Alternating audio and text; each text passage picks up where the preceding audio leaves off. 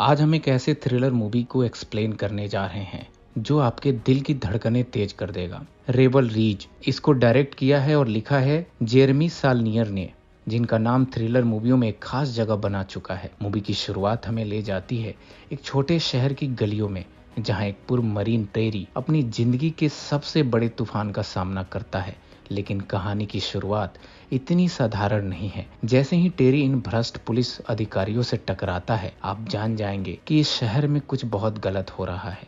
वैसे सालनियर की फिल्मों का मतलब होता है नॉन स्टॉप थ्रिल, और रेबल रीच भी इससे अलग नहीं है। यहाँ हर मोड़ पर एक नया ट्विस्ट है और फिल्म इतनी तेजी से भागती है कि आपको पूरा ध्यान देना होगा, खासकर फिल्म के अंत में जब चीजें पूरी तरह से बदल जाती हैं और आप यह जानने के लिए बेताब हो जाएंगे कि आखिर क्या होगा। अगर आप इस तरह की फिल्मों के शौकीन हैं तो ये फिल्म आपको बिल्कुल भी निराश नहीं करेगी। फिल्म के शुरुआत में हम देखते हैं टेरी रिचमंड को एक सुनसान सड़क पर साइकिल चला रहा होता है और उसके हेडफोन में रॉक म्यूजिक बहुत ही तेज आवाज में बज रहा होता है। इस कारण से वह पीछे से आ रही पुलिस की सायरन की आवाज सुन नहीं पाता है। पुलिस की गाड़ी टेरी के और करीब आती है और उसके बाइक को पीछे से टक्कर मार देती है, जिससे टेरी जमीन पर गिर जाता है। पुलिस अधिकारी इवान मास्टर्न और स्टीव लेन टेरी को टक्कर मारने के लिए कोई भी पछतावा नहीं दिखाते हैं और दावा करते हैं कि टेरी उस संदिग्ध से मेल खाता है जिसने चोरी की बाइक की सूचना पुलिस स्टेशन में दी थी।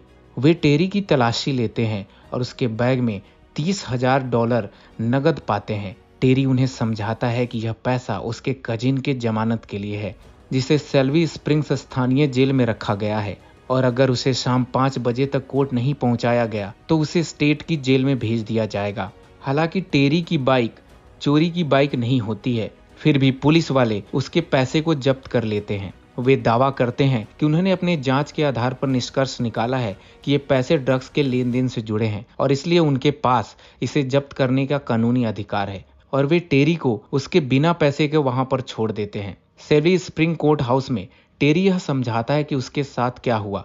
समर नाम की एक कोर्ट क्लर्क उस पर दया करती है। वह टेरी को सिविल एसेंट फॉर फीचर के बारे में समझाती है, एक कानून जो ड्रग कार्टेल के खिलाफ लड़ाई में मदद करने के लिए है। लेकिन समर संकेत देती है कि शहर के पुलिस अधिकारी भ्रष्ट हैं और जब्त किए गए पैसे अपने इस्तेमाल के लिए कर रहे होते हैं। टेरी बताता है कि उसके कजिन के स्टेट के जेल में दुश्मन है और अगर उसे वहां पर भेजा गया तो उसकी हत्या कर दी जाएगी। टेरी इस लूट की शिकायत पुलिस में करने की कोशिश करता है, लेकिन शेरिफ उसे समझाता है कि वह इस मामले से दूर रहे। टेरी एक समझौता करने की कोशिश करता है कि अगर वह सिर्फ $10,000 पा सके तो अपने कजिन को वो जमानत करवा सकेगा, तो वह पुलिस को बाकी पैसे रखने को दे देता है और उन्हें वापस पाने के लिए कोर्ट नहीं जाएगा। शेरिफ इस समझौते से सहमत होता है और टेरी से कहता है कि वह सोमवार सुबह 9 बजे लौटे, जहां वे उसके कजिन को सौंप देंगे। जब टेरी सोमवार को 9:03 पर पहुंचता है तो उसका कजिन पहले ही स्टेट के जेल में भेजा जा चुका होता है। टेरी को एहसास होता है कि शेरिफ का समझौता मानने का कोई इरादा ही नहीं था।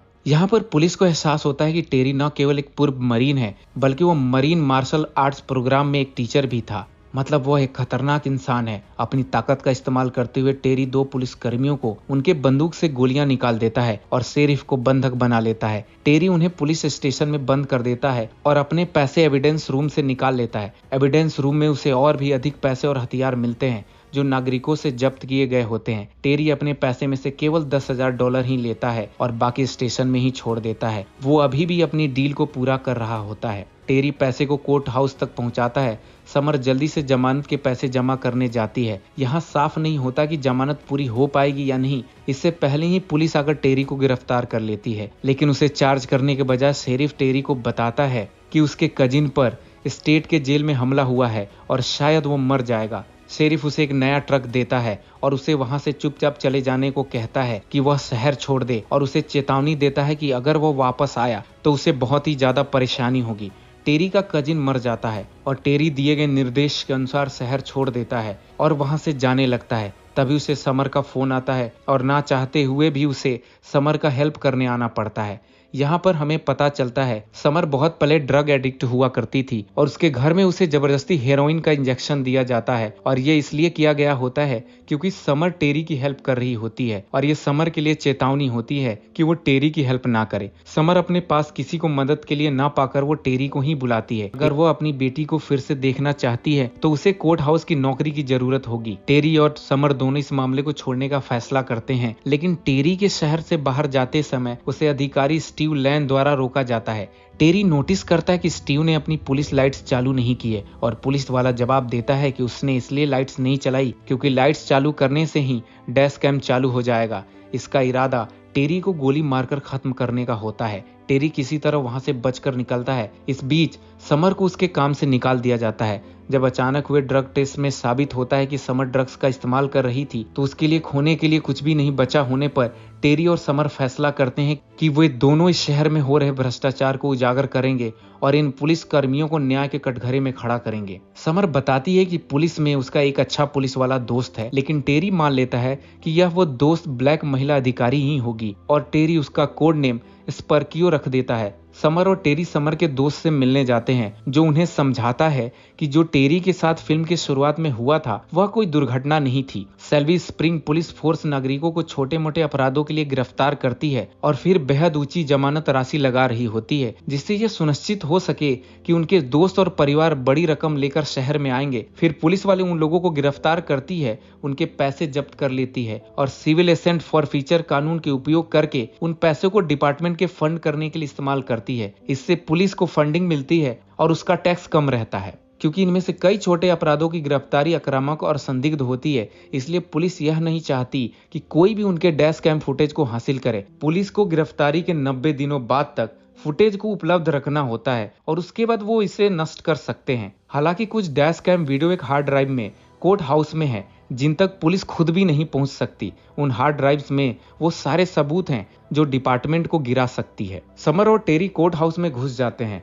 दोनों हार्ड ड्राइव्स और डैश कैम के फुटेज के SD कार्ड्स निकाल लेते हैं। हालांकि जब ये दोनों वहां पर जाते हैं तो कुछ पुलिस वाले वहां पर हार्ड ड्राइव को जलाने आए होते हैं। कोर्ट हाउस में हार्ड ड्राइव को लेकर टेरी बिल्डिंग में आग लगा देता है और वहां से निकल ही रहा होता है कि समर उसे बोलती है, तुम गाड़ी में इंतजार करो, अंदर से मैं कुछ फाइलें लेकर आती हूँ। लेकिन जैसे ही समर अंदर जाती है, समर एक अधिकारी द्वारा पकड़ ली जाती है और समर को पुलिस वाले अपने साथ जबरदस्ती लेकर चले जाते हैं। टेरी पुलिस वालों को ऑफर करता है कि समर को सुरक्षित वापसी के बदले SD कार्ड्स उन्हें दे देगा, लेकिन टेरी उन्हें बेवकूफ बनाता है। ड्रॉप ऑफ पॉइंट पर जाने के बजाय वो स्टेशन जाता है। वहां वो पुलिस वाले इंतजार कर रहे होते हैं। इधर टेरी शेरिफ को बेहोश कर देता है और SD कार्ड अधिकारी जेसिका सिम्स वो ब्लैक लेडी को दे देता है जिसे वो स्पर्कियो मानता है और टेरी ये सोचता है कि ये लेडी उसके तरफ से है। वह उससे कहता है कि उसकी गिरफ्तारी के बाद वह फुटेज को जारी कर देगी। हालांकि टेरी को यहाँ पर पता चलता है कि वो ब्लैक लेडी जेसिका स्पर्कियो नहीं है। वो टेरी के खिलाफ हो जाती है और टेरी को बंधक बनाकर स्टेशन से बाहर लेकर आती है। SD कार्ड नष्ट कर दिए जाते हैं और टेरी को पुलिस वालों ने घेर लिया होता है जो उसे मारने ही वाले होते हैं। तभी वहां मौजूद एक अधिकारी इवान आगे आता है और कहता है कि टेरी को नहीं मारना चाहिए बल्कि कानून का पालन करना चाहिए। यहाँ पता चलता है कि जेसिका नहीं बल्कि इवान ही असली स्पर्कियो है। शेरिफ इवान को गोली मार देता है और उसके बाद पूरी तरह से अफरा तफरी मच जाती है और चारों तरफ टेरी को मारने के लिए गोलियां चलने लगती है।